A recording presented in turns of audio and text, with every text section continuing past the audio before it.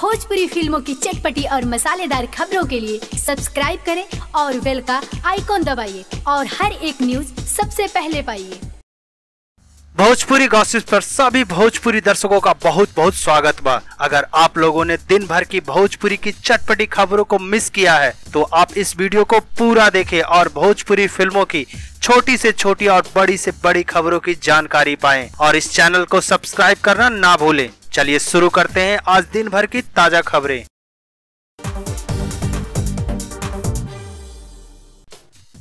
भोजपुरी फिल्मों के power star Pawan Singh और बंगाली गर्ल मनी भट्टाचार्य अभिनीत भोजपुरी फिल्म वांटेड का ट्रेलर वेब म्यूजिक के ऑफिशियली यूट्यूब चैनल पर जारी कर दिया गया है, जिसे भोजपुरी दर्शक बेहद ज्यादा पसंद कर रहे हैं। साथ ही साथ आपको बता दें कि इन दोनों की रोमांटिक जोड़ी फिल्म वांटेड में देखने को मिलेगी। आपको बता दें कि पवन सिंह और मनी भट्टाचार्य पर फिल्माया गया हुआ गाना रोमांटिक पलंगिया सोने न दिया वेब म्यूजिक के ऑफिशियली यूट्यूब चैनल पर जारी कर दिया गया है, जिसे भोजपुरी दर्शक बेहद ज्यादा पसंद कर रहे हैं। आपको बता दें कि इस गाने को करीब 16 घंटे में 18 लाख व्यू का रिकॉर्ड बना दिया है। जी हां, आपको बता दें कि यह भोजपुरी सिने संगीत जगत में अब तक का सबसे बड़ा रिकॉर्ड माना जा रहा है। आपको बता दें कि ट्रेलर में जिस तरीके का पवन सिंह का एक्शन पैक दिखाया गया है वो भोजपुरी दर्शकों को बेहद ज्यादा पसंद आएगा। आपको बता दें कि फिल्म के निर्माता जसवंत कुमार और निर्देशक सुजीत कुमार सिंह की यह पेशकश एक नया धमाल बॉक्स ऑफिस पर मचाएगी। आपको बता दें कि पलंगिया सोने ना दिया को गाने को स्वर्ग दिया है सुपरस्टार पवन सिंह ने और गायिका इंदु सोनाली ने।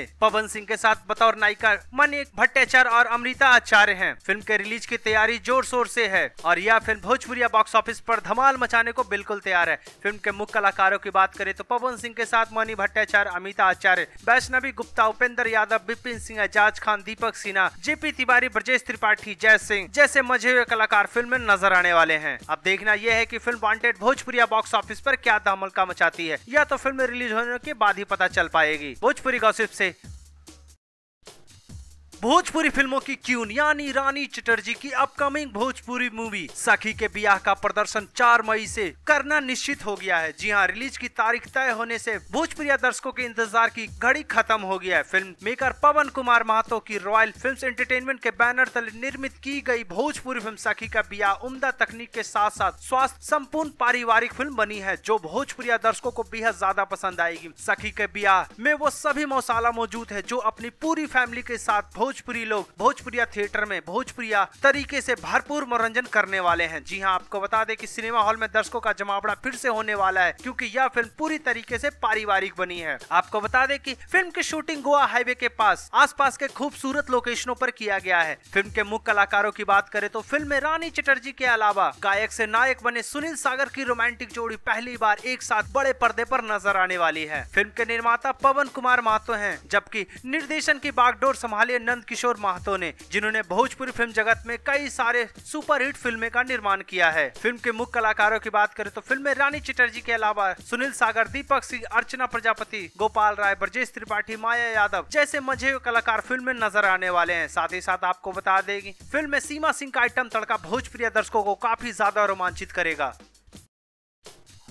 भोजपुरी फिल्म इंडस्ट्री में सबसे सफल जोड़ी सुपरस्टार खेसारी लाल यादव और हॉट अदाकारा काजल राघवानी अभिनीत भोजपुरी फिल्म दुल्हन गंगा पार के का ट्रेलर एक बार फिर से जारी कर दिया गया है। जी हां, आपको बता दें कि कुछ दिन पहले दुल्हन गंगा पार के का ट्रेलर खेसारी म्यूजिक वर्ल्ड पर जारी किया गया था, लेकिन अचानक फिर ट्रेलर को हटा दिया गया। आपको बता दें कि ट्रेलर किस कारण से हटाया गया था ये अभी तक खुलासा नहीं हो पाया है, लेकिन आपको बता दें कि एक बार फिर से खेसारी लाल यादव और काजल राघवानी अभिनीत भोजपुरी फिल्म दुल्हन गंगा पार के का ट्रेलर यसी म्यूजिक के ऑफिशियली यूट्यूब चैनल पर जारी कर दिया गया है, जिसे भोजपुरी दर्शक एक बार फिर से इस ट्रेलर को काफी ज्यादा पसंद कर रहे हैं। आपको बता दें कि दुल्हन गंगा पार में एक बार फिर से खेसारी लाल यादव काजल राघवानी के साथ जोरदार इश्क फरमाते हुए भोजपुरी दर्शकों का भरपूर मनोरंजन करने वाले हैं। आपको बताते चले कि दुल्हन गंगा पार में पहली बार खेसारी लाल यादव की बेटी कृति यादव भी अपने पहली फिल्म से भोजपुरी दर्शकों के दिलों पर छाप छोड़ने को बिल्कुल तैयार है। जी हाँ, आपको बता दें कि खेसारी लाल यादव की बेटी कृति यादव भी की अभिनय की तारीफ ट्रेलर में साफ साफ दिखाया गया है, जो भोजपुरी दर्शकों को खासा ज्यादा पसंद आ रहा है।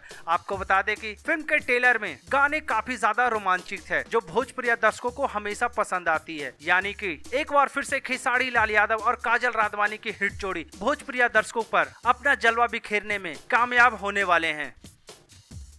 भोजपुरी गॉसिप से राहुल शर्मा की रिपोर्ट।